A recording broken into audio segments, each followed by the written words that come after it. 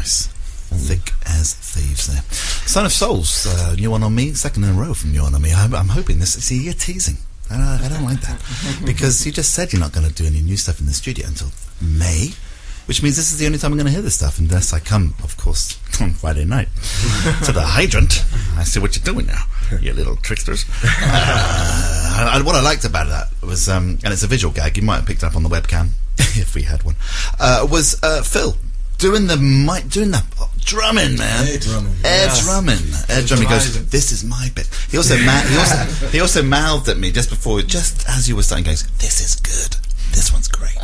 Which I like that. I like the fact you're in the band and you go, oh, this is great. Yeah, you're your own best fan, and that's good. You got it. That's good. If you're going, oh, this is great, that wouldn't be so good. That wouldn't be so good. It'd be like not a good sign.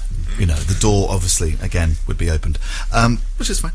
So we are just on a sort of crest of a wave here, aren't we? 2011 is going to be Son of Soul's year. Yeah, you've got yourself Kitty Wake all signed you up. You got this week. Let's face it, week of weeks, man. 2 singles are launched, if you like. Download of the week with Argos. How did you manage to get that? Did they come to you? What's the deal with the Argos thing? To be fair, it was again just trying to plug out some of the promo stuff. And there was a guy in London.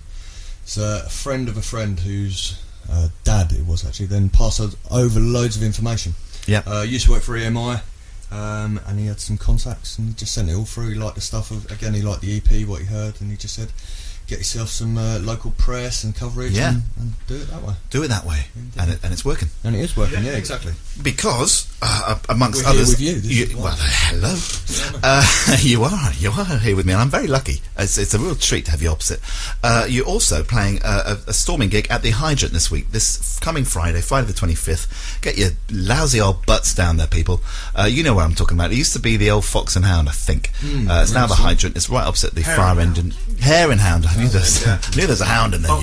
Fox and Hound, dirty hound. Thank you. One of my favourites. I love that bit with the fox and the hound. Anyway, yes, the Hydrant, indeed. Near the cinema with the legs kicking in the air. That's the one.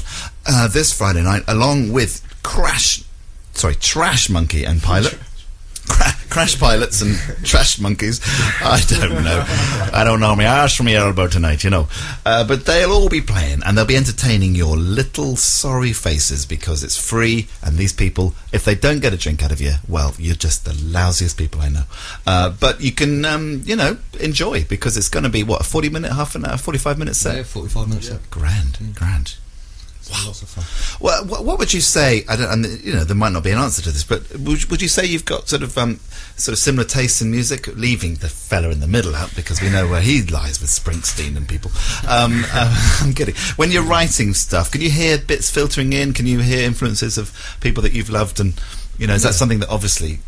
I can hear a lot of stuff that I rip off. That wasn't really my question, but you know where I'm getting at.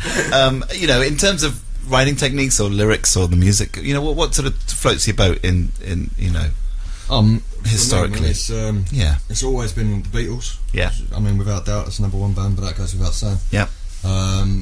Oasis, the new Oasis, which is now BDI, fantastic band. Oh, and now who? Called BDI. Oh, BDI. I see. I thought the new Oasis was called Brother. So no. Actually, Liam's new band. Liam Gallagher's new band. Oh, that's what you mean. Sorry, that's what you mean. As opposed to a band who thinks we differ a bit, because I don't think that. I mean, he don't rate him, but I mean, they've got there's a cracking B-side to. It's actually not the single. The single they've released is The Roller, but they've got a B-side to one of the. I'm not writing that. Yeah, we're finding the wrong band. It's all right. I'm interested. No. And they've got an excellent clothes range as well. Go out and buy it. You're looking good. 2 for 1. 2 for 1. You can get down there. It's a cracking weekend if you're interested. The warehouse is doing. Actually, by mentioning this radio age, you get 25% 25% off. Come on, people. Come on. Let's hear it. Let's hear it for the merchandise for the new Oasis band. What about? Because I can hear a little bit of Weller in there. I love Weller. Love Weller. A little bit of jam. All the mod thing as well. Yeah, digging the mod vibe. Yeah, Manchester. I'm Beatles, Oasis, Too much to answer for. Stereophonics, Nirvana. See, all good. 80s, 90s stuff. Yeah, it's all there. All singer-songwritery. Good. I'm glad I asked that question. And in terms of the writing, are you kind of a band that is always writing new stuff, or do you sort of do a bit of that and a bit of constantly reworking what you've got? It's a bit of both. Everything at the same time. Yeah, I mean, I've always found as soon as there's not a new one to play, I'll just have to go and write one, because it's just annoying not having a new one or two new ones waiting to be brought forward. Do you tend to because I don't know what your history with Brighton? Are you new to the town? Is it your town? No, I've been here about 3 years. Yeah. I've been here about 3 years as well. I've been here about 6 years. What brought you down? Different reasons? What was it? The jobs, college, music scene? I went to Happy town. It's a very happy town. It is a happy town. Yeah. I went to the Brighton Institute of Modern Music. Yeah. Yeah. Don't rub it in. No. We a lot. That's why I moved down. I would say 50 or 60% of people. Yeah, a lot of who bands come on here as well. I've got a BIM relationship. Did that work for you? I mean, was it a positive vibe while you were there? It was. Was it useful? Yeah, it was good. I got the degree, but I just got a bit of a injury when I was there. I got tendonitis and stuff. So that's not useful, is it, when you're playing guitar? No, it's a bit of a hindrance. Yeah. So that kind of Tendonitis in your wrist, by the way, Nick. My nan's listening. Didn't want to go there. I thought it was from painting and decorating. No, it's from guitar. social. I played guitar. I was silly when I first moved down. I was playing the guitar for about 8 hours a day. Yeah. And then I just kind of snapped. Yeah. Which is never a nice thing. No, that is not a good thing. But anyway, enough of my hard luck stories. Well, did you find through BIM that you met a lot of like-minded people? And and it was very good because where I come from is a little where'd you come from? A village called Needham Market, which there's just no musicians or anything there. So that's the whole reason I wanted to move out. Yeah. So I could find a That's band great. and do stuff. So it worked on all those levels. Sort of. Yeah, obviously, definitely. it was your course and college, but also it's that extended family, isn't it? Yeah. And what about Brighton bands or artists? I mean, Phil, you mentioned, Trash Monkey and Pilots are both mates of yours. Yeah. Bands. What about the rest of the Brighton scene? Are you sort of linked in? Are there other mates who are? I think it's brilliant down here. There's always so much opportunity to go out and just stumble in somewhere and see a band playing. Yeah. And just inevitably you see something you like and you get talking to them. And actually, funny enough, there was a band called Carry On Kerouac that were on Facebook, and we were talking today. They saw the gig and listened to some of their stuff, and it was brilliant.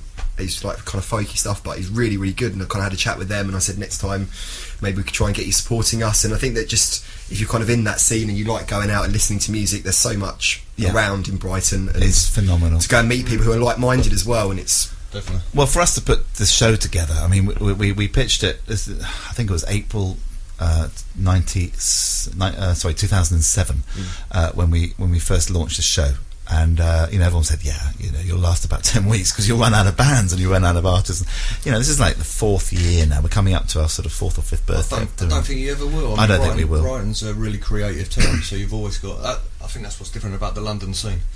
The London scene has a million one bands that just sound exactly the same, whereas here you could walk out of one pub and into another and hear a completely different vibe. Couldn't agree with you more. It's phenomenally eclectic. It is just and within that there are enough bands that you could put together a great night, or you've got 4 bands that work well together, and it could be a folk band, it could be a whatever, a rock band, all a the punky universities help because there's so many, isn't there? True, good bunch of students who are really up on their music and dead keen to support as well.